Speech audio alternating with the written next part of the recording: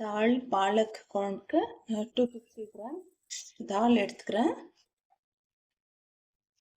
பருப்பு நல்லா கழுவிட்டு 250 கிராம்ஸ் பருப்பு எடுத்து நல்லா கழுவிட்டு தண்ணி ஊற்றி வச்சுருக்கேன். இப்போ பச்சை மிளகா போட்டுக்கலாம். நம்ம கீரை போடுறதுனால பச்சை மிளகா போட்டுக்கலாம். இந்த 2 பெரிய வெங்காயம் எடுத்து கட் பண்ணி வச்சுருக்கேன், இது போட்டுக்கலாம். பூண்டு போட்டுக்கலாம். ஒரு பூண்டு உரிச்சு வச்சுருக்கேன், அது போட்டுக்கலாம்.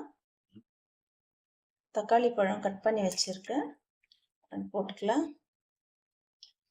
மஞ்சள் தூள் ஒரு 1/2 ஸ்பூன் வச்சுருக்கேன், போட்டுக்கலாம்.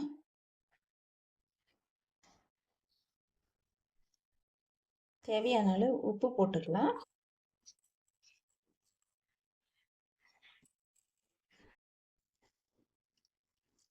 பாலக்கீரை நான் நல்லா வாஷ் பண்ணி கட் பண்ணின்னு இருக்கிறேன். இந்த மாதிரி கட் பண்ணி நம்ம பருப்பில் போட்டுக்கலாம்.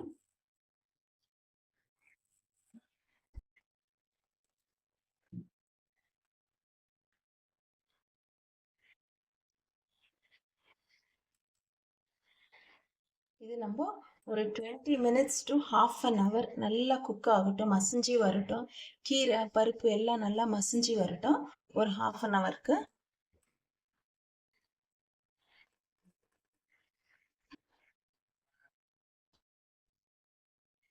கீரை நம்மளுக்கு நல்லா மசிஞ்சு வந்துடுச்சு. இதை மிக்ஸ் பண்ணிட்டு தாளிக்கிறதுக்கு எண்ணெய் ஊற்றிக்கலாம்.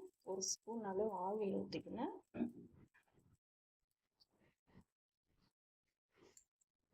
இந்த வடகம் போட்டுக்கலாம். இந்த வடகம் ஒரு நாளைக்கு எப்படி செய்யறது, நான் வெயில் இருக்கும் போதே நான் செஞ்சு காமிக்கிறேன். இது ஒன்றே போதும் நம்மளுக்கு.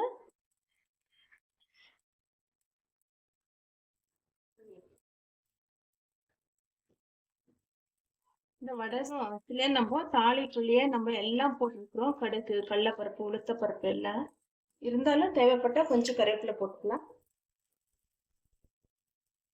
சாம்பார் வெங்காயம் போட்டுட்டா அது பண்ணிருக்கோம். கொஞ்சமா பெருங்காயம் போட்டுக்கலாம்.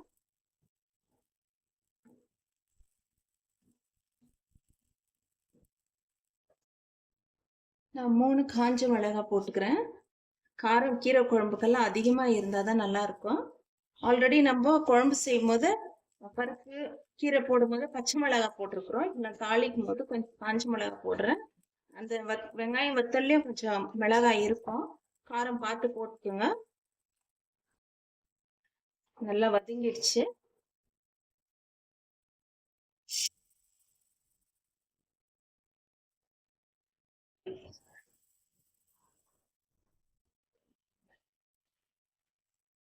நம்ம குழம்பு கீரை மசியல் ரெடி ஆயிடுச்சு. லாஸ்டா நான் குழம்புல கொஞ்சமா புளி தண்ணி ஊத்திக்கிறேன். அவ்வளவுதான். இப்போ இந்த டைம்ல நம்ம உப்பு டேஸ்ட் பார்த்துட்டு உப்பு தேவைப்பட்டா போட்டுக்கணும்.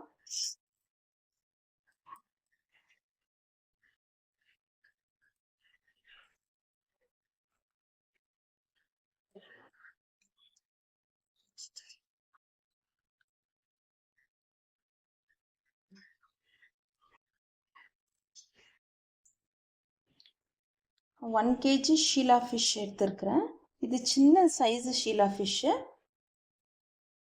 இது எடுத்து நல்லா வாஷ் பண்ணி சென்டரில் ஒரு கட் போட்டு நல்லா மசாலா இறங்குறதுக்கு ரெடி பண்ணி வச்சுருக்கிறேன். இப்போ இதுக்கு மசாலா போட்டுக்கலாம். சில்லி பவுடர் போட்டுக்கிறேன். நல்லா 2 ஸ்பூன் சில்லி பவுடர்,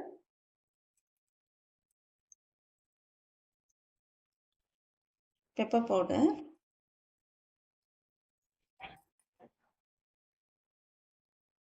மஞ்சள் தூள், 1/2 ஸ்பூன் மஞ்சள் தூள்,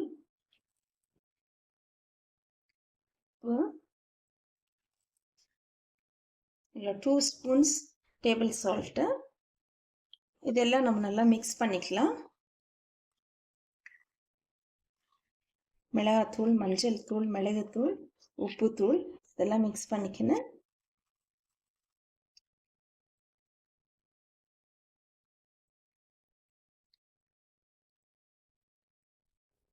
புளி தண்ணி ஊற்றிக்கலாம்.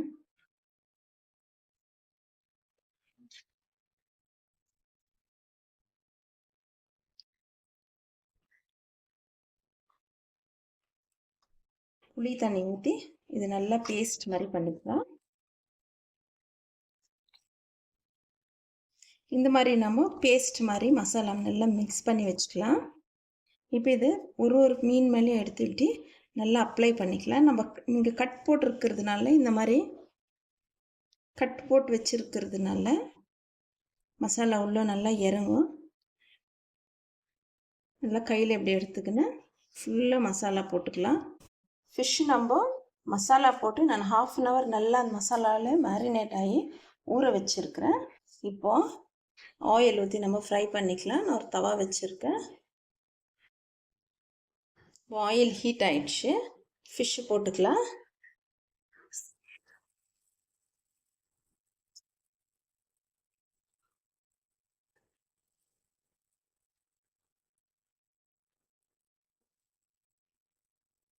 இந்த மாதிரி நம்ம ஃப்ரை பண்ணி சாப்பிடும் போது இந்த ஃபிஷ்ஷில் இருக்கிற மசாலாவும் அதுலேயே இருக்கும்.